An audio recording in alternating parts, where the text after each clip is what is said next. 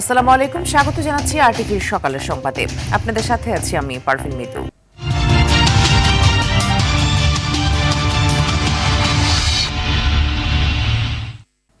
বিএনপির নির্বাচনী ইশতেহারে জনপ্রত্যাশার প্রতিফলন ঘটেছে বলে মনে করেন বিশেষজ্ঞরা। তারা বলেন, অনেকটা স্বপ্ন ছোঁয়ার মতো হলেও সবাইকে নিয়ে সেটি বাস্তবায়ন করতে পারলে এগিয়ে যাবে দেশ। জুলাই জাতীয় সনদের সাথে সামঞ্জস্য রেখেই ইশতেহার প্রণয়ন করা হয়েছে বলে মনে করেন তারা। খান আলামিনের রিপোর্টে থাকছে বিস্তারিত। জিয়াউর রহমানের ১৯ দফা, বেগম খালেদা জিয়ার ভিশন 2030 আর তারেক রহমানের ৩১ দফার আলোকে প্রণয়ন করা হয়েছে বিএনপির নির্বাচনী ইশতেহার, যেখানে সর্বোচ্চ গুরুত্ব দিয়ে রাখা হয়েছে জুলাই জাতীয় সনদের ইস্যুগুলোকে। দলমত নির্বিশেষে প্রত্যেকটি মানুষ এই কথা বলবে। এই ইশতেহারে জনপ্রত্যাশার প্রতিফলন ঘটেছে বলে মনে করেন রাষ্ট্রবিজ্ঞানী অধ্যাপক ডক্টর আইনুল ইসলাম। বিভিন্ন প্রফেশনালস যারা আছে তাদেরকেও এখানে আনা হয়েছে এবং যেটি হয়েছে যে প্রান্তিক মানুষের যে স্বাস্থ্যসেবা এটি বিনামূল্যে করার জন্য এক ধরনের অঙ্গীকার করা হয়েছে। শিক্ষার ক্ষেত্রে অঙ্গীকার করা হয়েছে এবং তরুণদের যে কর্মসংস্থান সেই বিষয়গুলোকে বিএনপি তাদের ইশতেহারে স্থান দিয়েছে। ফলে জুলাই পরবর্তী সময়ের যে প্রত্যাশা ছিল অথবা একটি সুশাসন তৈরি করার যে প্রত্যাশা ছিল সেই প্রত্যাশারই বেসিক্যালি একটা রিফ্লেকশন হয়েছে বিএনপির এই নির্বাচনী ইশতেহারে। বিশ্লেষকরা এটিকে স্বপ্ন ছোঁয়ার মতো দেখছেন, বলছেন বাস্তবায়ন করতে হবে সবাইকে সঙ্গে নিয়ে, তাহলেই কাঙ্ক্ষিত লক্ষ্যে এগিয়ে যাবে দেশ। তাদের এই ইশতেহার কিছু কিছু জায়গায় অত্যন্ত স্বপ্নস্পর্শী, কিন্তু এই স্বপ্ন একসময় বাস্তবতাকে স্বপ্নের কাছাকাছি নিয়ে যায়। সেই চেষ্টাটা যদি মেধার সাথে নৈতিকতার সমন্বয় ঘটে, আমি বিশ্বাস করি সম্ভব। জিয়াউর রহমান এবং ম্যাডাম খালেদা জিয়া যে বিএনপি করে গেছেন সেটার তিনি উত্তরাধিকারী হিসেবে আজকের এই ম্যানিফেস্টোতে যা বলেছেন সেগুলো তিনি চালিত করবেন। তার জন্য দরকার কিন্তু তার একটা টিম, ভালো টিম দরকার, ভালো লোক তার চারপাশে যেন থাকে। জুলাই জাতীয় সনদ বাস্তবায়ন ইস্যুতে গণভোটে হায়ের পক্ষে নিজেদের অবস্থান আগেই স্পষ্ট করেছে বিএনপি। এবার তাদের ইশতেহারেও সেটির প্রতিফলন ঘটেছে বলে মনে করেন এই বিশেষজ্ঞ। ইশতেহার যদি জুলাই সনদের সাথে কোনো জায়গায় স্ববিরোধী হয় তাহলে সেটা বিএনপির জন্য ক্ষতিকর হবে। ফলে এটাই স্বাভাবিক যে ইশতেহারে যেই জায়গাগুলোতে ঐক্যমত হয়েছে এবং ইশতেহার সংস্কারের জন্য যে জায়গাগুলো নির্ধারণ করেছে বিএনপি গণমানুষের সমর্থন পেতে হলে সেই জায়গাগুলোকে স্পর্শ করবে এবং তাই তারা বলেছে। লিখিত ইশতেহারের প্রতিটি প্রতিশ্রুতি নির্বাচিত হয়ে মাঠে বাস্তবায়ন করলেই এর যথার্থতা প্রমাণ হবে বলে অভিমত বিশ্লেষকদের। লং টার্ম পজিটিভ ইফেক্ট অনেক অনেক অনেক বড় হবে ইনশাআল্লাহ। Khan Alamin, RTV, Dhaka. BNP chairman Tarique রহমানের আগমন উপলক্ষে ইতোমধ্যেই জনসমুদ্রে রূপ নিতে শুরু করেছে ঠাকুরগাঁও জেলা স্কুল মাঠ। ভোর থেকেই জেলার বিভিন্ন থানা, ইউনিয়ন এবং নির্বাচনী আসনগুলো থেকে মিছিলে মিছিলে যোগ দেন হাজারো মানুষ। দলের চেয়ারম্যানের আগমন উপলক্ষে এখন সাত ড্রপ টাঙ্গন নদী তীরবর্তী এই শহরে দীর্ঘ প্রায় 23 বছর পর তার আগমনে নেতাকর্মীদের মাঝে উৎসাহ উদ্দীপনার শেষ নেই। জেলাবাসীর প্রত্যাশা, উত্তরের এই জনপদের আমূল পরিবর্তনের প্রতিশ্রুতি দেবেন তারেক রহমান। আজ ঠাকুরগাঁর জনসভা শেষ করে দুপুরে নীলফামারীতে এবং বিকেলে দিনাজপুরের বিরামপুরে নির্বাচনী জনসভায় বক্তব্য দেবেন তারেক রহমান।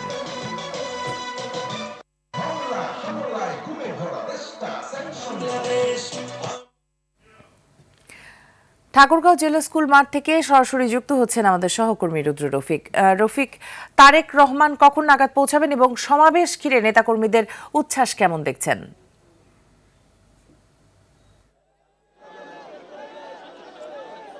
মিতু, দীর্ঘ প্রায় 23 বছর পর এই ঠাকুরগাঁওয়ে আসছেন বিএনপি চেয়ারম্যান তারেক রহমান। আপনাকে একটু জানিয়ে রাখি, সকাল 10টা নাগাদ তিনি ঢাকা থেকে রওনা হবেন হেলিকপ্টারে এবং তিনি আমরা যেটি জানতে পেরেছি বেলা 11:30টার দিকে তিনি এই সমাবেশ স্থলে এসে পৌঁছাবেন। নেতাকর্মীদের মধ্যে আসলে বাঁধ ভাঙা উচ্ছ্বাস লক্ষ্য করা যাচ্ছে। আমরা যেটি দেখেছি, সকাল থেকে নেতাকর্মীরা খণ্ড খণ্ড মিছিল নিয়ে এই মাঠে প্রবেশ করেন এবং তারা ভোর থেকেই আসলে এই মাঠে প্রবেশ করেন। যেহেতু এখনো সমাবেশ শুরু হতে আরও 1 থেকে 1.5 ঘন্টা সময় বাকি রয়েছে এবং তার মধ্যেও কিন্তু ইতোমধ্যেই এই জেলা স্কুল মাঠ কানায় কানায় পূর্ণ হয়ে গেছে। আপনাকে একটু জানিয়ে রাখি, এই জেলা শহরের মধ্যে সবচেয়ে বড় এই মাঠ এবং এই মাঠটি বড় মাঠ নামেই পরিচিত, যেখানে আসলে কয়েক লক্ষ মানুষের সমাগম এখানে হবে। ইতোমধ্যেই মাঠের 3 ভাগের 2 ভাগ অংশ নেতাকর্মীদের পদচারণায় মুখরিত হয়ে উঠেছে।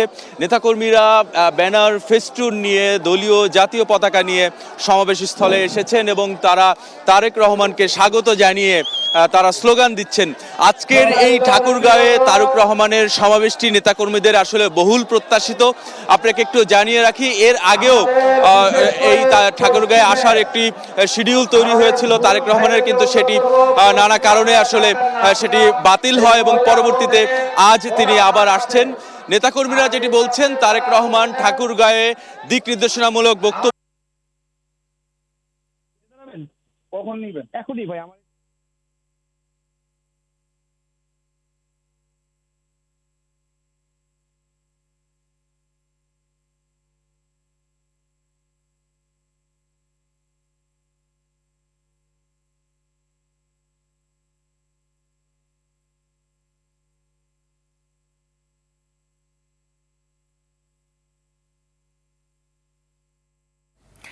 জি, অসংখ্য ধন্যবাদ আপনাকে।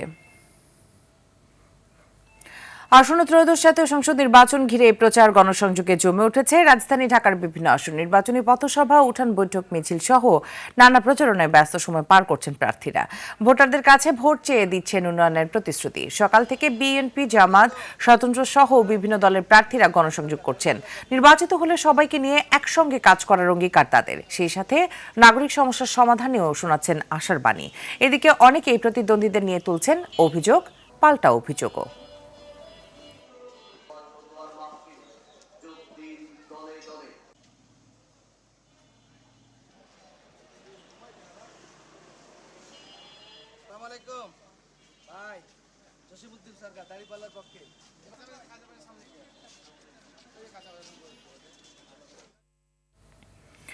দর্শক, নির্বাচনী প্রচারের খবর জানাতে ঢাকা 4 আসন থেকে সরাসরি যুক্ত হচ্ছেন আমাদের সহকর্মী সাকিবুর রহমান। সাকিব, শেষ সময়ে এসে প্রার্থীদের প্রচারের ধরন কি পাল্টেছে এবং ভোটাররা কেমন সাড়া পাচ্ছেন তার জানাবেন।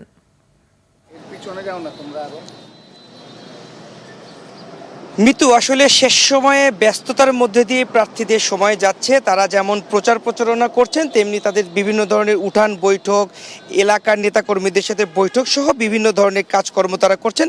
যেহেতু সময় একেবারে কম, বেলার 10টা-11টা থেকে তারা বের হচ্ছেন এবং ওয়ার্ড ভিত্তিক বিশেষ করে তারা প্রচার প্রচারণা করছেন।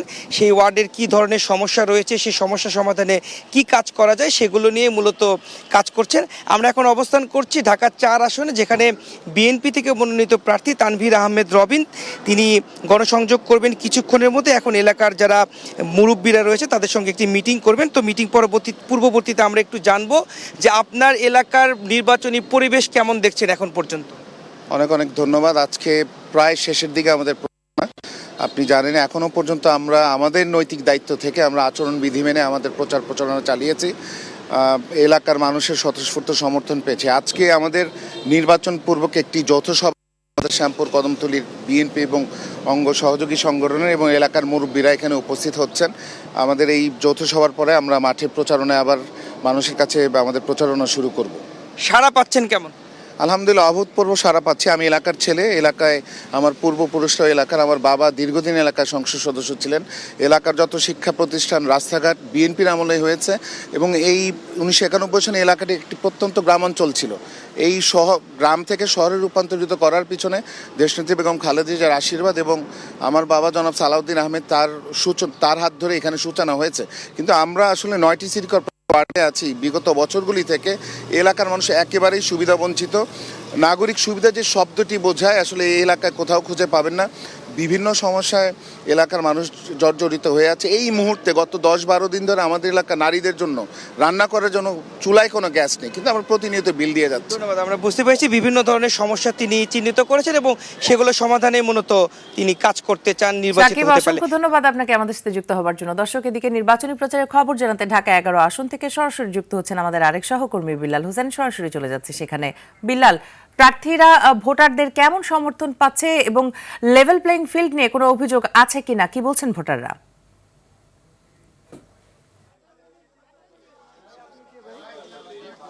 মিতু, আপনাকে আসলে জানিয়ে রাখি আমি এই মুহূর্তে আছি ঢাকা 11 যে আসন, সেই আসনে এখন নির্বাচনী প্রচারণা চালাচ্ছেন যে এনসিপির যে প্রার্থী নাহিদ ইসলাম, আমরা দেখতে পাচ্ছি উনি তার নির্বাচনী প্রচারণা চালাচ্ছেন। আমরা সকাল থেকে কিন্তু সেই যে মহানগর যে প্রজেক্ট, সেই আসনে কিন্তু তিনি প্রচারণা শুরু করেছেন। শুরুতে কিন্তু একটি অভিযোগ করেছেন যে নির্বাচনের যে লেভেল প্লেইং সেইটি কিন্তু আসলে উনি বলছেন নির্বাচন কমিশন একটি পক্ষপাতিত্ব আচরণ করছে। আমরা এখন সরাসরি তার কাছে যাব, আমরা একটু জানার চেষ্টা করব। না ভাই, আপনি তো সকাল থেকে নির্বাচনের প্রচারণা চালাচ্ছেন, ভোটারদের কেমন সাড়া পাচ্ছেন? ভোটারদের আলহামদুলিল্লাহ ভালো সাড়া পাচ্ছি। ভোটাররা ভোট দিতে চাচ্ছেন, 16 বছর সুষ্ঠু ভোট দিতে পারেন নাই সুষ্ঠুভাবে, এবার তাদের কাছে সুযোগ এসেছে। এবার তারা আশা করছেন যে এই ভোটের মাধ্যমে এলাকার পরিবর্তন হবে, দেশের পরিবর্তন হবে। নির্বাচনের লেভেল প্লেইং নিয়ে আসলে আপনার কোনো অভিযোগ আছে কিনা যে আপনার আসলে যে আমাদের তো ব্যানার ফেস্টুন এগুলো, আপনি দেখবেন এই জায়গায় কোনো ব্যানার নাই, ব্যানার লাগানো হয়েছে, সকালবেলা নামিয়ে ফেলা হচ্ছে। বিভিন্ন জায়গায় আমাদের কর্মীদেরকে হেনস্থা করা হচ্ছে, ভয় দেখানো হচ্ছে। এগুলো আছে, এগুলোর মধ্যে দিয়ে ইলেকশন করা লাগতেছে। ইলেকশন কমিশন তো কোনো ব্যবস্থা নিচ্ছে না। প্রশাসনের যে মাঠ প্রশাসন যারা আছে তাদের কিনা আপনাদের কোনো অবজারভেশন অথবা কোনো অভিযোগ আছে কিনা যে তারা পক্ষপাতিত্ব করে? আমরা বিগত নির্বাচনে যে জিনিসটা আমরা দেখেছিলাম। আইন শৃঙ্খলা এখন পর্যন্ত ঠিক মনে হচ্ছে, কিন্তু নির্বাচন কমিশনে আমরা আচরণবিধি লঙ্ঘন হওয়ার সাথে তারা ব্যবস্থা নিচ্ছে না আর কি।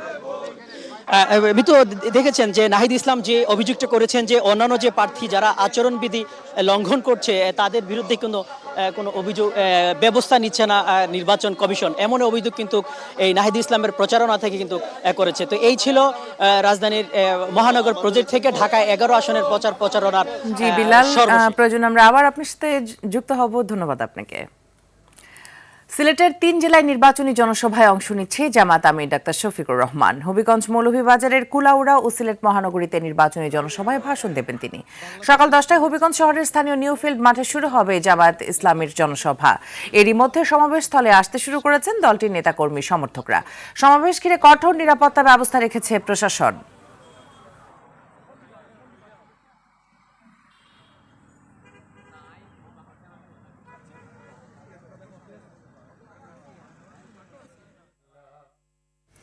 দর্শক, হবিগঞ্জের নিউফিল্ড মাঠের জনসভাস্থল থেকে সরাসরি যুক্ত হচ্ছেন আমাদের সহকর্মী শহীবুর রহমান। শহীবুর, জামাতের আমির কি পৌঁছেছেন? জনসভার বিস্তারিত জানাবেন আমাদের। মিতু, আপনি জানেন যে নির্বাচন 11 দলীয় জোটের যে নির্বাচনী জনসভা রয়েছে, আজকে সিলেট বিভাগের জামাত ইসলামের কেন্দ্রীয় আমির ডক্টর শফিকুর রহমান হবিগঞ্জের মধ্যে দিয়ে তিনি সিলেট বিভাগের যে নির্বাচনী জনসভা রয়েছে সেটা করবেন। এখন পর্যন্ত মূলত উনি আসে নাই, কিছুক্ষণের মধ্যেই উনি সভাস্থলে এসে পৌঁছবেন এমনটাই জানিয়েছিলেন জামাতের নেতৃবৃন্দ। ইতিমধ্যে সকাল 8:30 থেকে জামাতের যে জনসভা রয়েছে সেই জনসভায় স্থানীয় নেতৃবৃন্দরা বক্তব্য দিচ্ছেন। পাশাপাশি হবিগঞ্জের 4টি আসনের যে প্রার্থীরা রয়েছেন তারাও এসেছেন এবং আপনি দেখতে পাচ্ছেন যে হবিগঞ্জের যে নিউ ফিল্ড রয়েছে, নিউ ফিল্ড মাঠে আসলে লোকে রোগান্বিত হয়েছে ইতিমধ্যে আপনি দেখতে পাচ্ছেন যে আপনাকে দেখানোর চেষ্টা করছি যে হবিগঞ্জের যে 4টি আসনের 11 দলীয় জোটের প্রার্থীরা রয়েছে তারা ইতিমধ্যে বক্তব্য দিচ্ছেন। নেতৃবৃন্দ যেটা জানিয়েছিলেন কিছুক্ষণের মধ্যেই জামাতের কেন্দ্রীয় আমির হবিগঞ্জের যে জালাল স্টেডিয়াম রয়েছে সেই জালাল স্টেডিয়ামে হেলিকপ্টার যুগে উনি নামবেন এবং সভাস্থলে গাড়ি যুগে সভাস্থলে এসে পৌঁছবেন। যেমনটা আপনাকে জানিয়ে রাখি যে হবিগঞ্জের যে 4টি আসন রয়েছে তার মধ্যে বাংলাদেশ জামাত ইসলামীর যে প্রার্থী রয়েছেন তিনি হচ্ছে হবিগঞ্জ সদর, লাখা এবং শায়েস্তাগঞ্জ থেকে দাঁড়িপাল্লা নিয়ে কাজী মহসিন আহমেদ নির্বাচন করবেন। সেই লক্ষ্যেই মূলত আসলে জামাত আয়োজিত যে আজকে নির্বাচনী জনসভা রয়েছেন সেই জনসভায় জামাতের যে কেন্দ্রীয় আমির রয়েছেন ডক্টর শফিকুর রহমান উনি বক্তব্য দিবেন। মিতু, এই ছিল আমার কাছে নিউফিল্ড থেকে সর্বশেষ। ধন্যবাদ আপনাকে।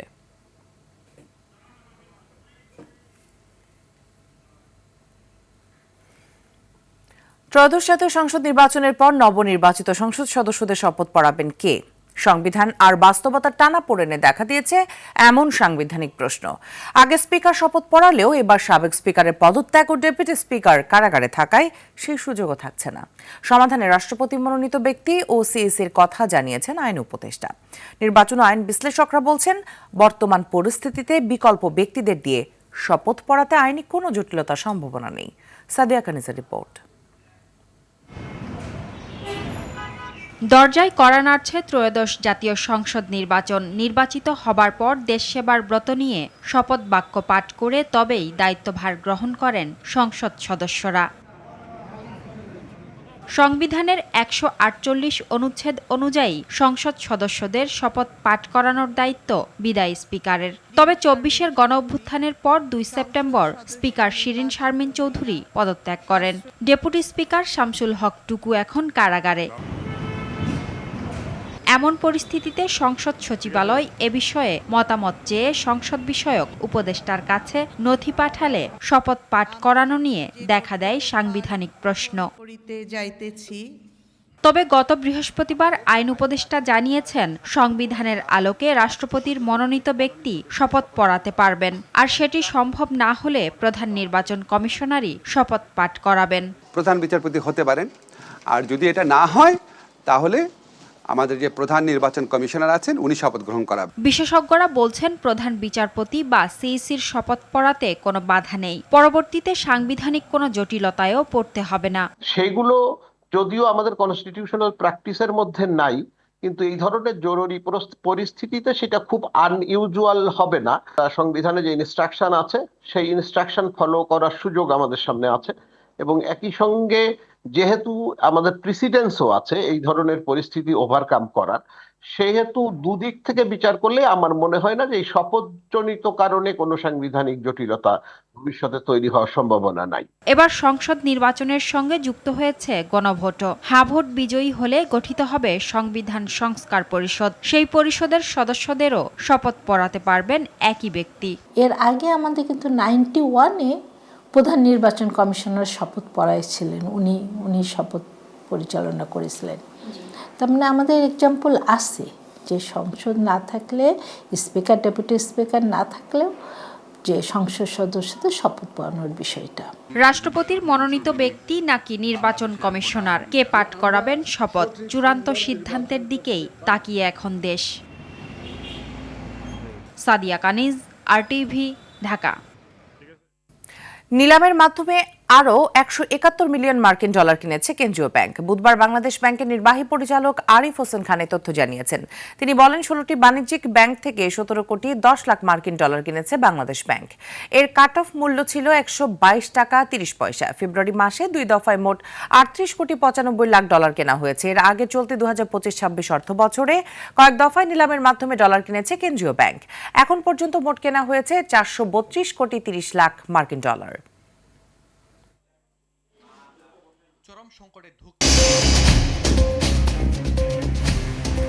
সকালের সংবাদ এ পর্যন্তই। মধ্যাহ্নের সংবাদ দুপুর 12টায় দেখার আমন্ত্রণ রইল। ধন্যবাদ সবাই।